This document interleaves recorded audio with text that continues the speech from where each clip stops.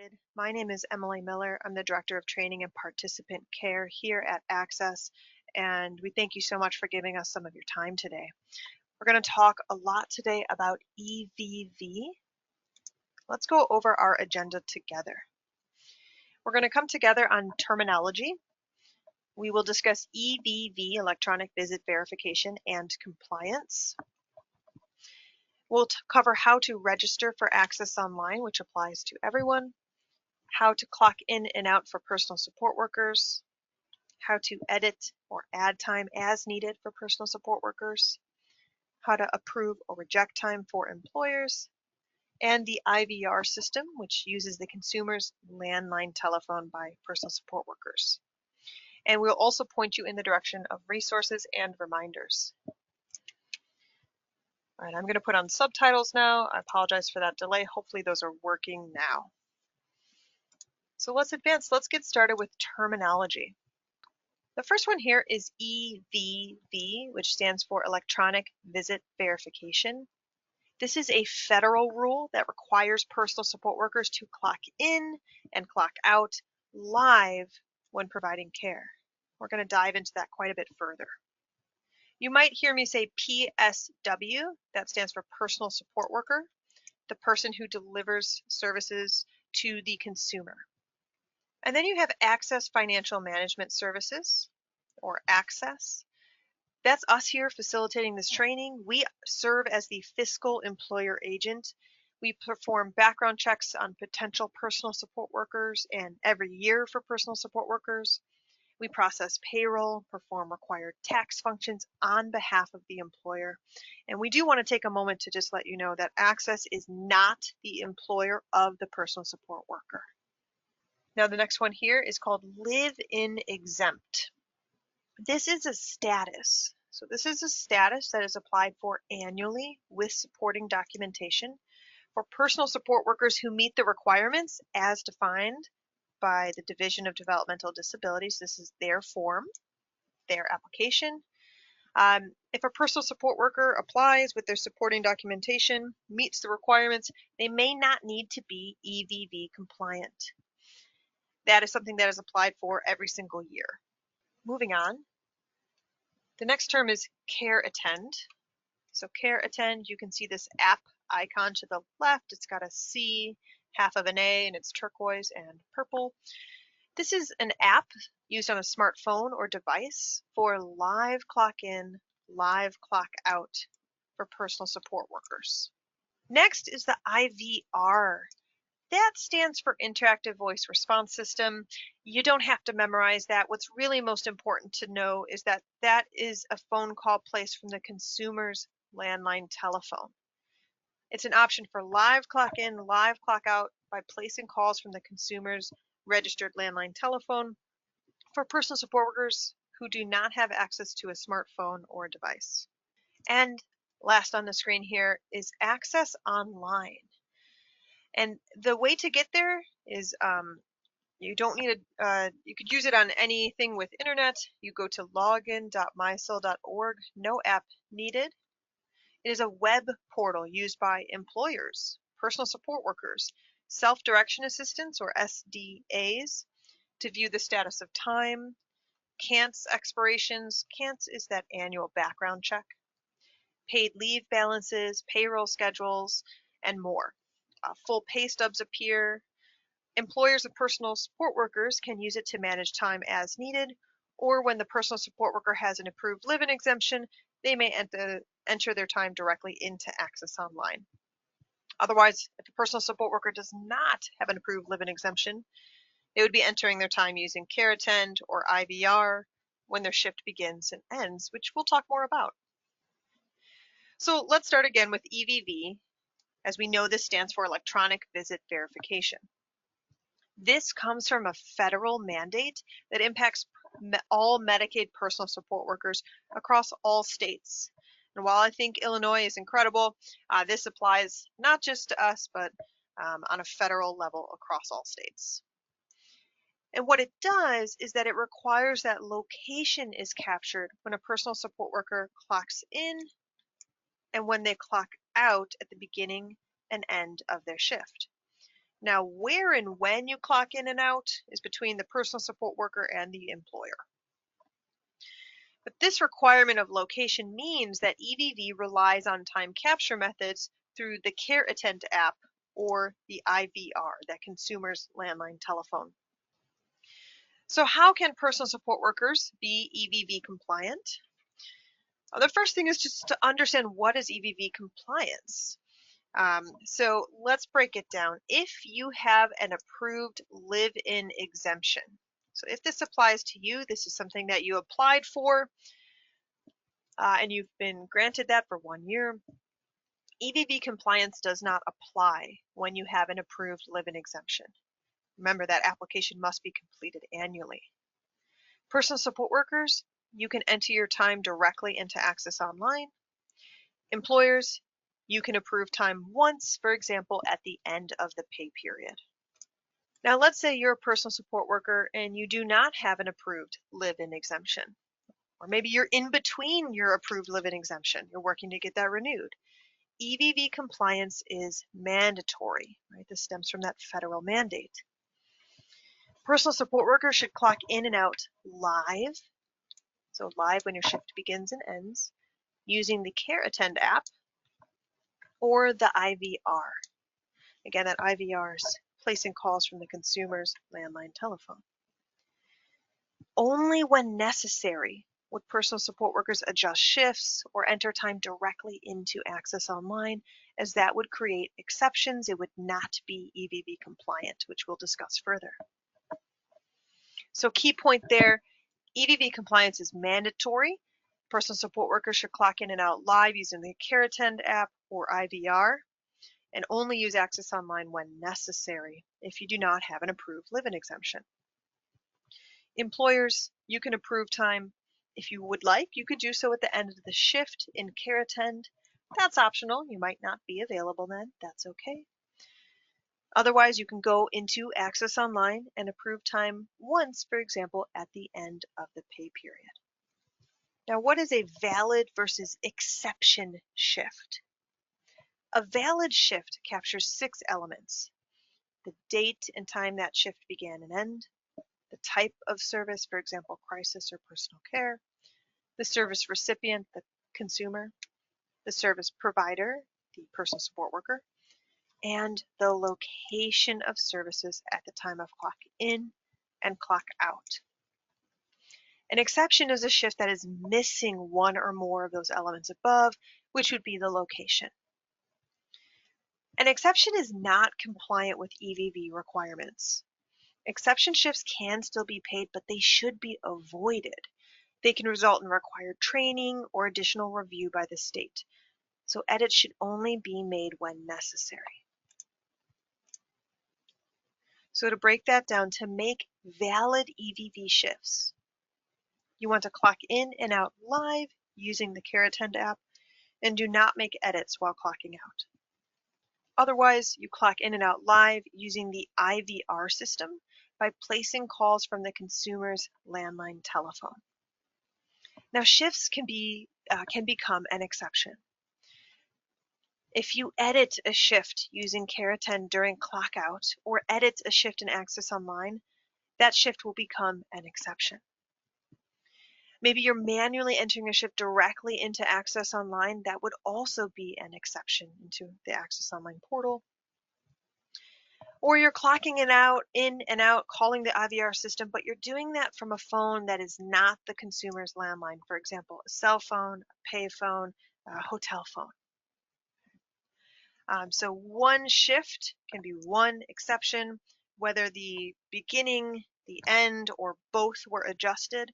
So one shift can be as much as one exception. You want to strive to build a habit of making valid EVV shifts.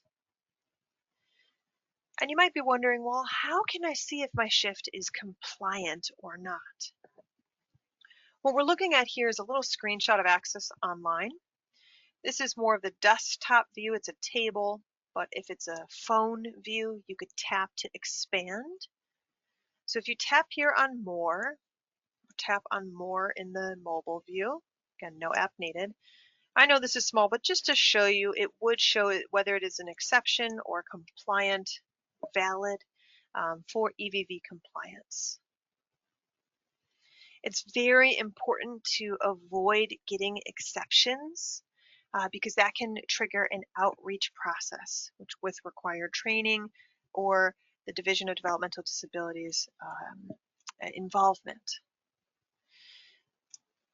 Now, the exception outreach process we're going to go over together.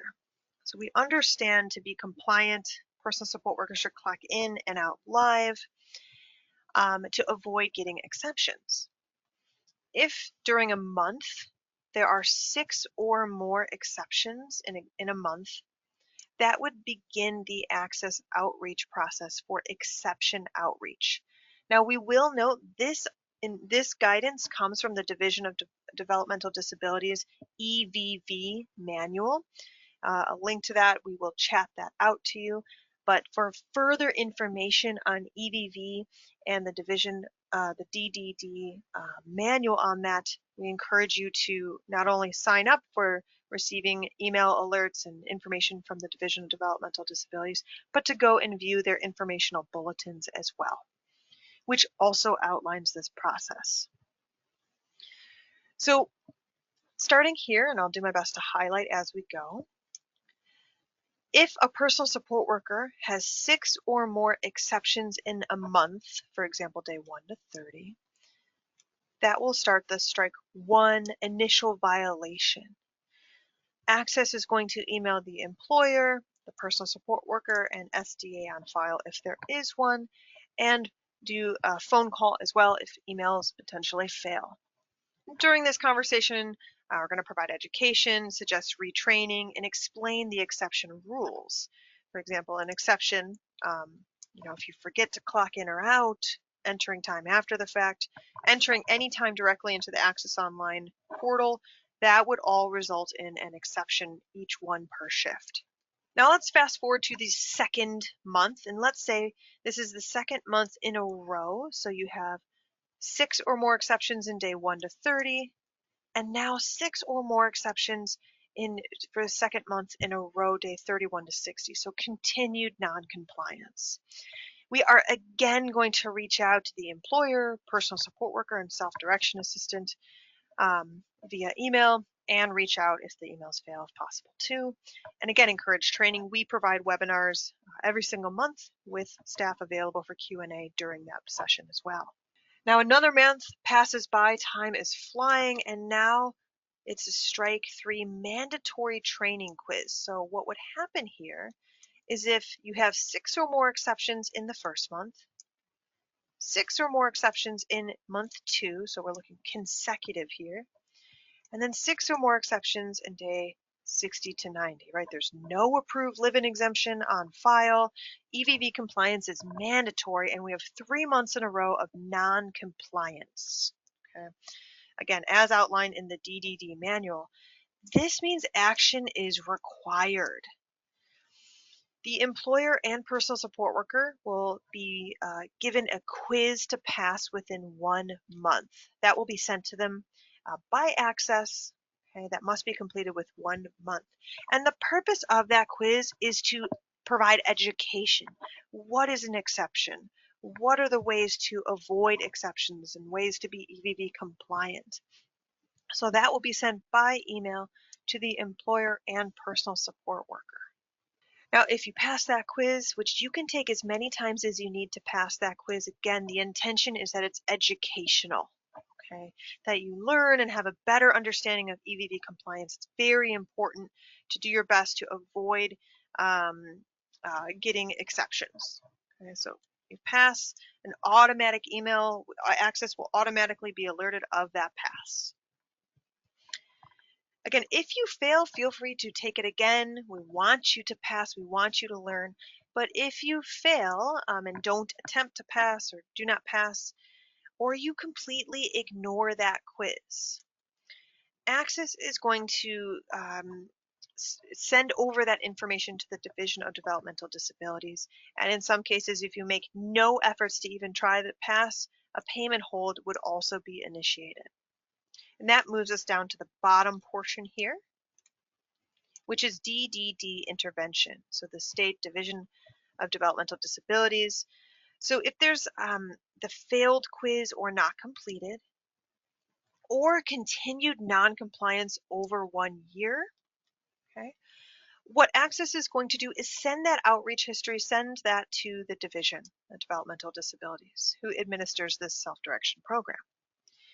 And from there, the ISC, that service coordinator, and the division will work together to decide those next steps. ACES is not involved in that decision making. And they would decide what those next steps would be, whether that's transitioning out of the self-direction program or trying to understand what is happening to have this non-compliance stop. So it's very important to understand EVV compliance and avoid tallying up exceptions. So again, I want to reiterate what this really looks like is, consecutive months, multiple months in a row of non-compliance, hoping to gain information by passing a quiz so you can kind of go back to reset. But if you make no efforts to complete that quiz or fail that quiz, and do not, again, work to pass, then ACES will send that information over to the Division of Developmental Disabilities to decide those next steps. So you might have a couple questions. Here are two we're going to answer right now. How many shifts can be exceptions? As you heard me say just now earlier, 6. 6 is that magic number. When a personal support worker has 6 or more non-compliant shifts in a month, that will create the exception outreach to begin. Okay. All personal support workers should do their best to be compliant as much as possible. We all know life happens, but please be aware that edits should only be made when necessary. And if you have an approved live-in exemption, which must be applied for every year, exceptions are allowed. Now, what happens if you have too many non-compliant shifts?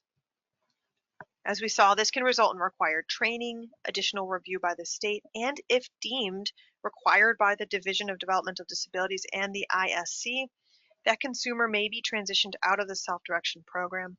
The state would decide that consequence, such as inability to work under this program.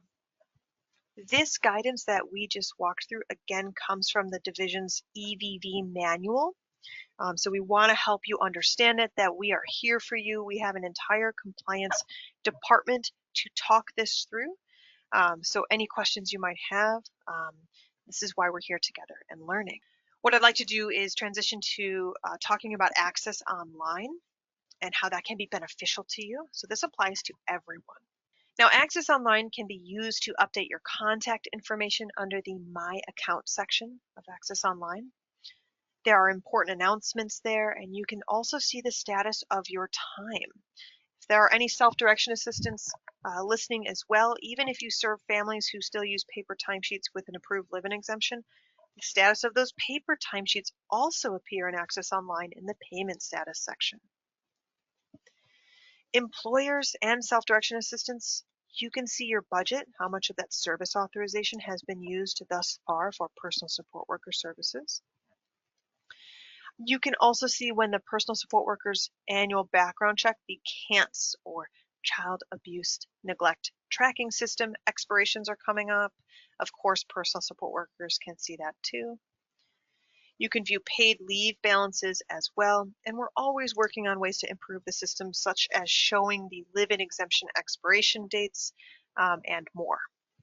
Now, we encourage everyone to register for ACES Online. If you have done this before, you do not need to do it again. But please know, if you're new to the program, you must complete enrollment before you can complete your registration in ACES Online. The first step is to contact ACES for your consumer ID number.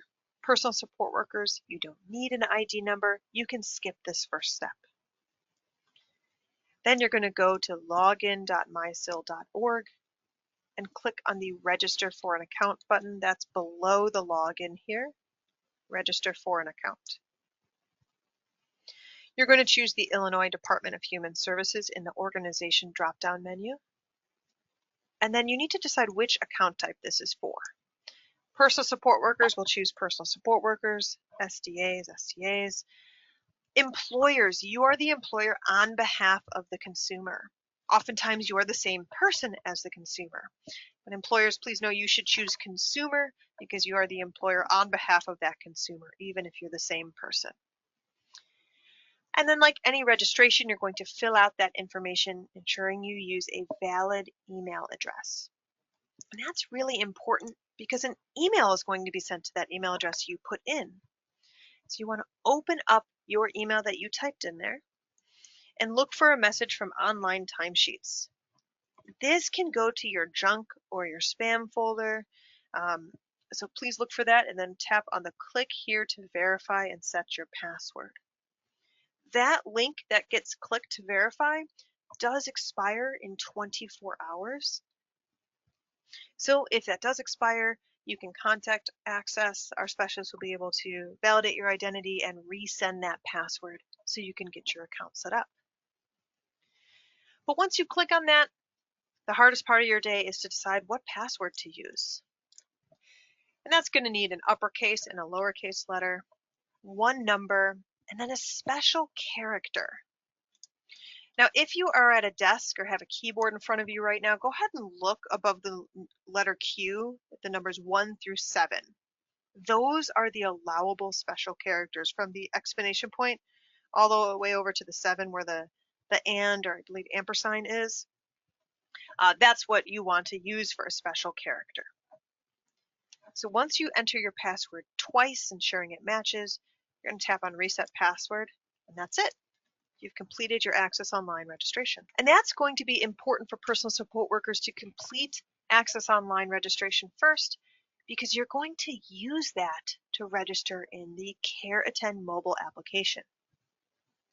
Now, employers and self-direction assistants, you do not register in CareAttend. Only personal support workers register in CareAttend. The PSW, you can use, if you don't have a smartphone, but the consumer does, if you get permission, you can use their smartphone. So it doesn't matter whose device it is, but please note it's the personal support worker who registers and uses it to clock in and clock out. So to begin registration, personal support workers, you want to open up the CareAttend app and sign in. The first time this happens, you're going to be prompted to sign in and register. Do keep in mind, internet is required for registration, but once a personal support worker is signed in, internet is not required.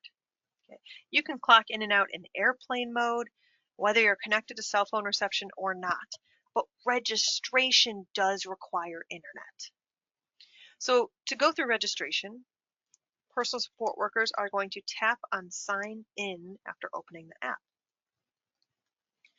And then you'll be asked, what is your sign-in method? Please make sure you select Access, otherwise you will reach a dead end. So select Access and then Next. You will know you're in the right spot because an Access Online window is going to pop up on your device. And your existing Access Online email address and password are going to be what you enter in there. And then press Login. If you forgot your password, you may go through the forgot password process at login.mysil.org. Then from there, you're going to create a passcode. And you can also, if you'd like, enable Face ID or fingerprint and then continue through the permissions. Okay. It's time for a personal support worker to clock in for their shift. They're going to do that using the CareAttend mobile app, whether they are in the home, the community, whether they're connected to cell phone reception or not. The CareAttend app will allow you to clock in and clock out wherever that is. So the program rules around the program have not changed, but if you do have questions about where services may or may not be delivered, we encourage you to reference the consumer handbook.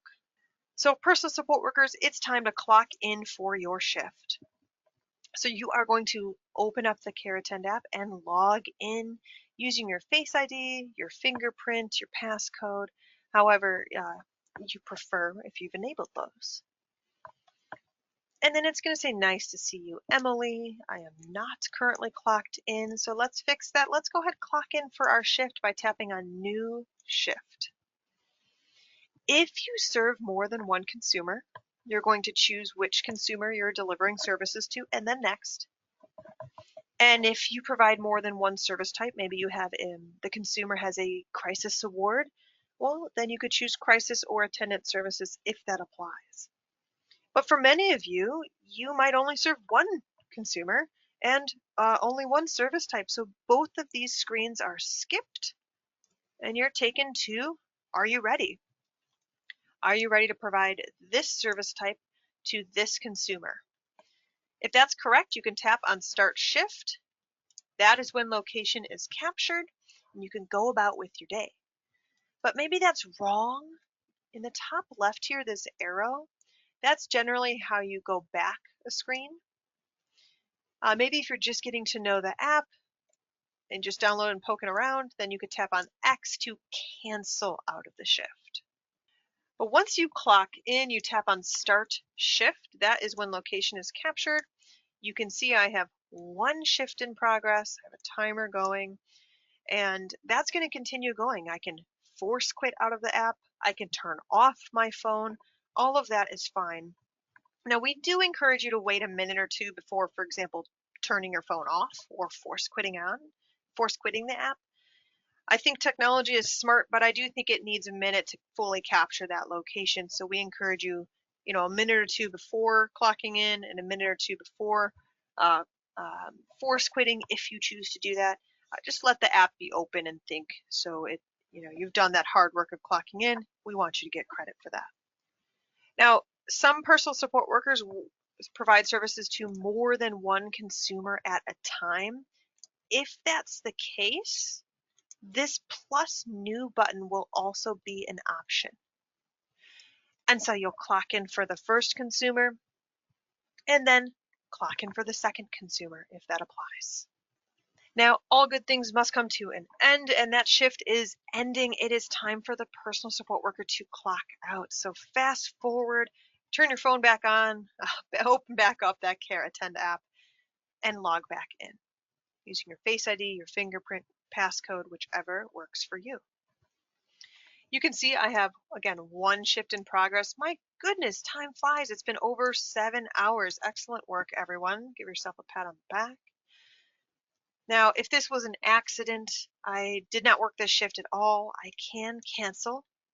But if I cancel, that would cancel out of the entire shift. So you only want to tap that again if it's an accident or if needed, because again, it's an accident. But let's say it's time to clock out. I'm going to tap at the bottom here where it says End Shift. Now, maybe I actually ended this shift 3 hours ago. I'm sitting on the couch, I'm eating my Ben & Jerry's, and I realized, oh no, I forgot to clock out. So what needs to happen is I need to make an adjustment. My shift ended hours ago. Let's talk through that process, because we always want to make sure that the hours submitted accurately reflects the hours worked. Again, this is an example where life happens. We want to try our best to avoid making adjustments because that would create an exception. So I need to make an adjustment. This shift is not correct. I did not end at 11:16 p.m. So edits can be made to a CareAttend shift during that clock out process, right before clocking out, right here on the screen. Remember, when adjustments are made, that shift is no longer EVV compliant. So personal support workers, before you tap sign, tap make adjustments right here if needed, right?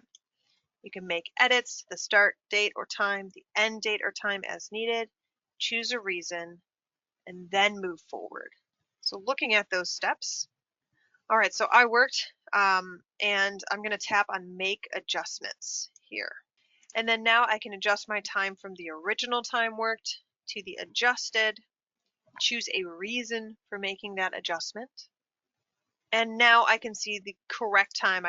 This is the time I actually worked. It's from 10:30 to 1:30. Okay. Again, I don't want to make a habit of doing this. This shift would now be an exception. We do know that life happens though. Okay, so once that shift looks correct, it reflects the hours I actually worked. I, the personal support worker, am going to tap on sign. So personal support workers will always sign off on their shift. They're going to review the attestation of truth.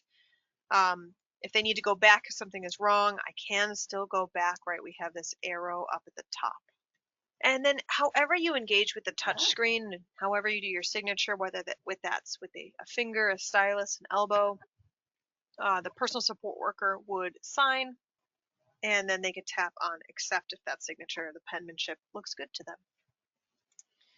Now, the personal support worker just signed, so now the question is the employer available to provide their signature?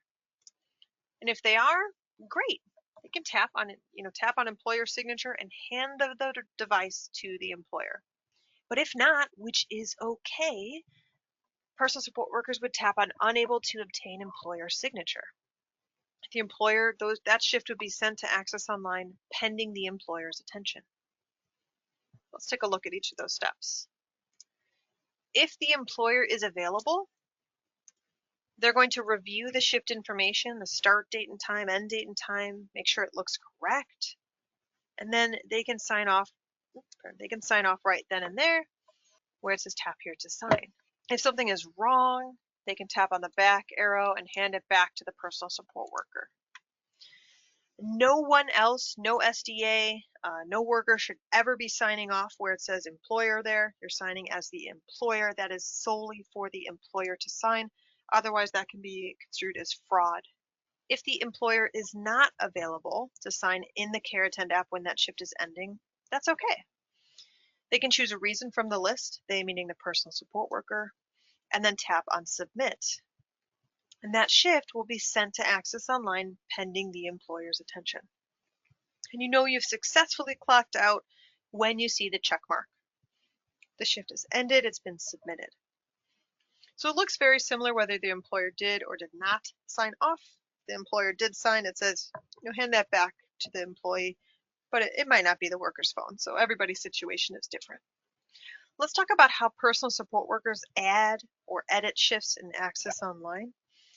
We again want to stress that shifts, any shift that is edited or added directly into Access Online is not EVV compliant. Every single shift added into Access Online would create an exception. So this should only be done when maybe you forgot about a shift, you forgot, or you have an approved live-in exemption. Again, Access Online, it's a computer, it's a website, but it does not capture your location. All of that is done after the fact. So to be EVV compliant, workers should use the CareAttend app, clocking in when their shift begins, clocking out when their shift ends. But let's assume you have an approved live-in exemption, or you need to add that one shift you forgot about from 1 in the morning to 4 in the morning. Personal support workers, you're going to go to login.mysil.org and click on time entry in the left toolbar. You're going to edit, add, or save time as needed and submit those shifts to your employers. Now, I do want to stress, employers' self-direction assistants should never be editing or adding shifts. This is just for personal support workers. So you go to time entry, you select which consumer, what year, and a specific pay period in the filters to bring up the time for that pay period. Now, you can add a shift by tapping on the green button that says plus add shift. That will create a blank row. Or you can tap on edit to edit an existing shift. I can see this status is unconfirmed. So that's kind of like draft or saved, for example. And I want to edit that before I submit it to my employer. If you are in the mobile view, so Access Online does get bigger or smaller based on how large your screen is. In the mobile view, the shifts are stacked in rectangle boxes, and you would tap on the box to expand. Okay, and then you could edit that existing shift or add a shift as well. So to actually make that edit or add, you'll see a vertical pop up with either all blank because you're adding a shift, or in this case I'm making an edit, I'm making an adjustment, so I can see all of the original next to what I'm about to adjust. Now Access Online will automatically round hours worked to the nearest 15-minute interval, quarter-hour increment. So both in CareAttend, IVR, all of those shifts worked will appear in Access Online, already rounded for you based on Department of Labor guidelines. So you make those edits, add that shift, and you do need to submit that to your employer.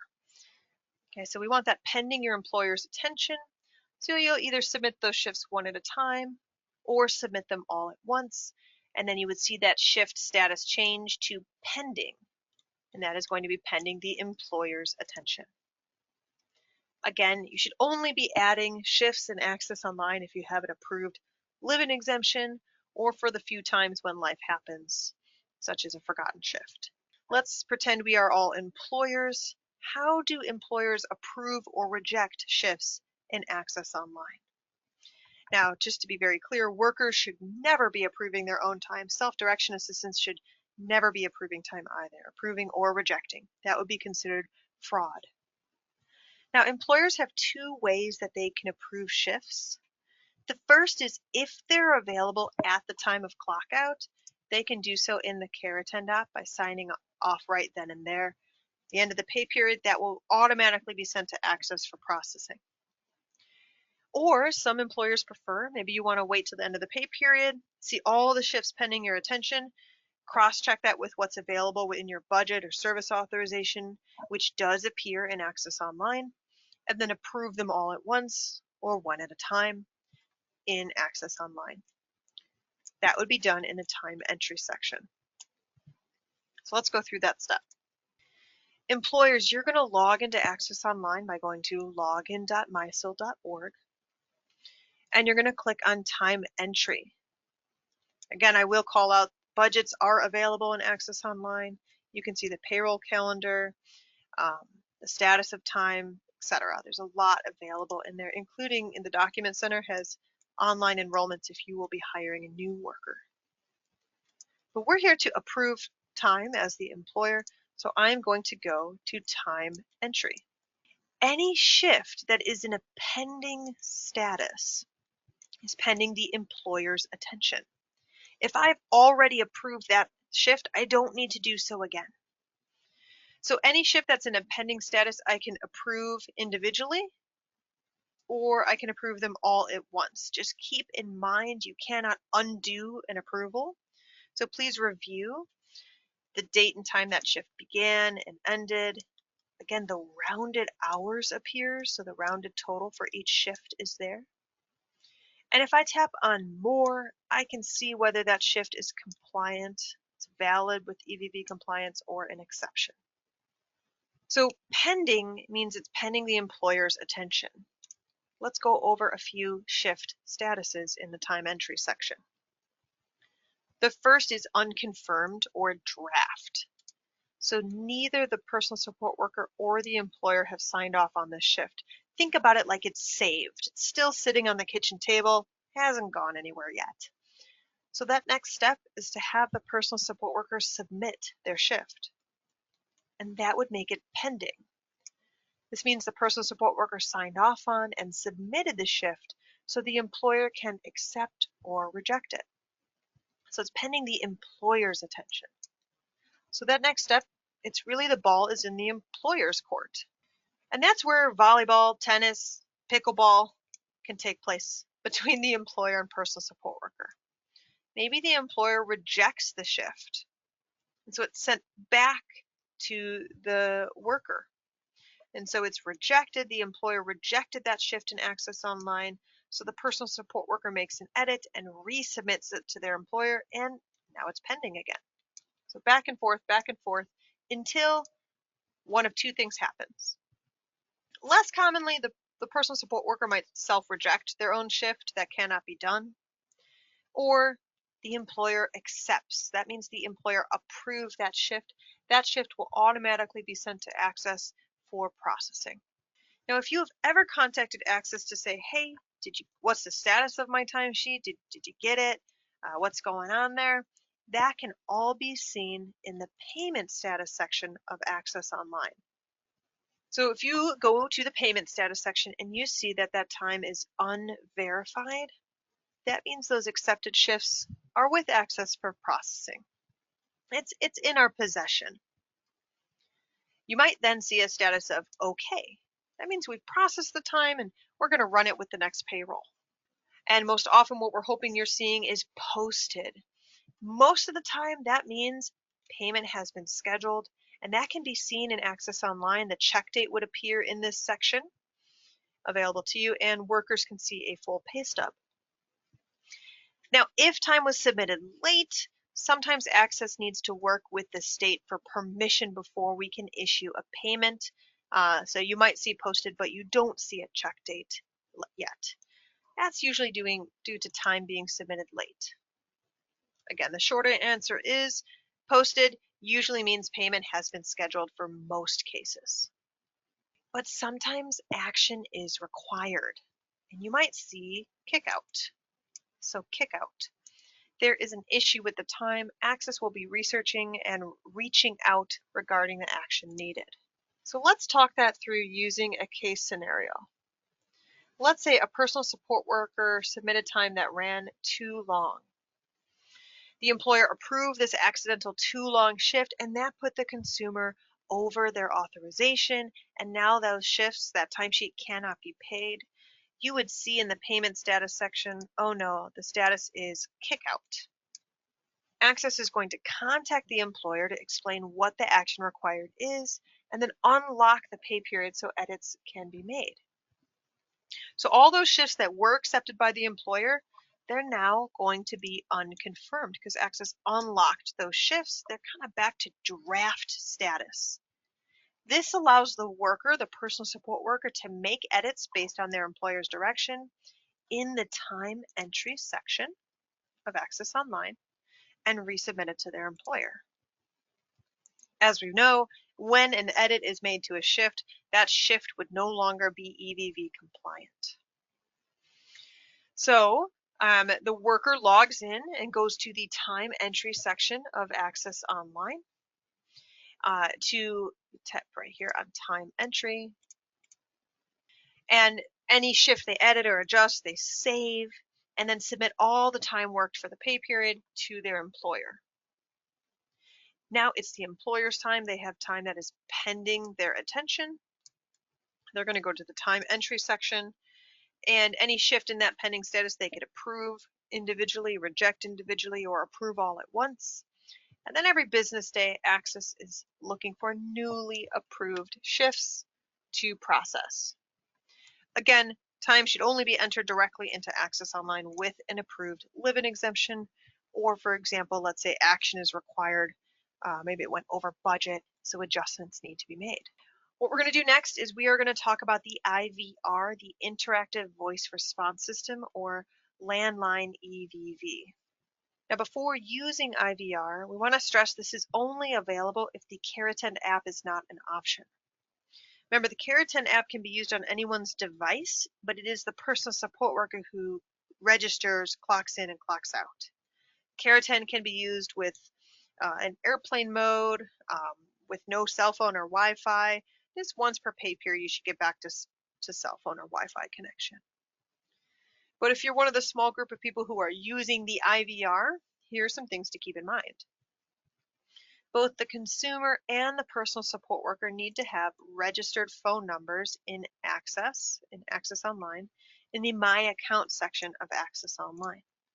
The consumer should put their landline telephone where it says phone number.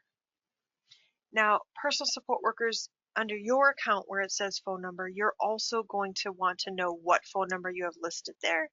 So when you place a call, you can set your PIN. So personal support workers, where it says phone number, think about it for you like account maintenance, because you're going to need your IVR user ID, which appears on the dashboard of ACES Online anytime you log in, or you can contact ACES, we'll provide that to you. And then you can set your own PIN. So you're going to set your own 6-digit PIN by placing a call from your registered phone number, you, the personal support worker, to set your PIN. And then for clocking in and out, you, of course, will call from the consumer's landline telephone. So to clock in for your shift using the IVR, You're calling the ACES IVR system at 855-494-0837, ideally and most often from the consumer's landline telephone. You're going to enter your user ID followed by pound, and then your 6-digit PIN followed by pound. You'll select the consumer you are serving. The system will confirm the start of your shift, and you can hang up. To clock out, you're really going to repeat those steps at the end of your shift. You're going to call the IVR again from the consumer's landline telephone. In this case, both the start of the shift and the end of the shift came from the consumer's landline, so that would be compliant. You are then going to validate your identity using the user ID and 6-digit PIN. It's going to say welcome back, and it will automatically clock you out, and you can hang up. I want to point you in the direction of a few resources and reminders available to you, and lift up some key points we want to make sure we all understand before we close. The first is on the federal EVV mandate with compliance and exceptions. So covering what are the EVV compliant methods of entering time. So EVV compliant methods of time entry include live clock in, live clock out, using the CareAttend app without making any adjustments, or the IVR by placing calls from the consumer's registered landline telephone. Now, non-compliant time, non-EVV compliant time, what are those? So these create EVV exceptions. Paper timesheets will never be EVV compliant. They are actually not even acceptable unless you have a live-in exemption on file. So if you submit a paper timesheet without a live-in exemption, that will not be accepted or processed. Any time that is edited, so edited EVV shifts, that would also create an exception. IVR calls, you're already doing the hard work of calling in, calling out, but you're not doing it from the consumer's registered landline. Okay, those would create an exception. And then time entered after the fact. So any shift entered into Access Online would be an exception. It's very important to take EVV compliance seriously. The DDD, Division of Developmental Disabilities, EVV manual is published on their website. We follow their guidance with regard to compliance, outreach, outreach based on too many exceptions. You want to have less than 6 exceptions per month to avoid outreach due to non-compliance. Again, continued non-compliance could result in mandatory training or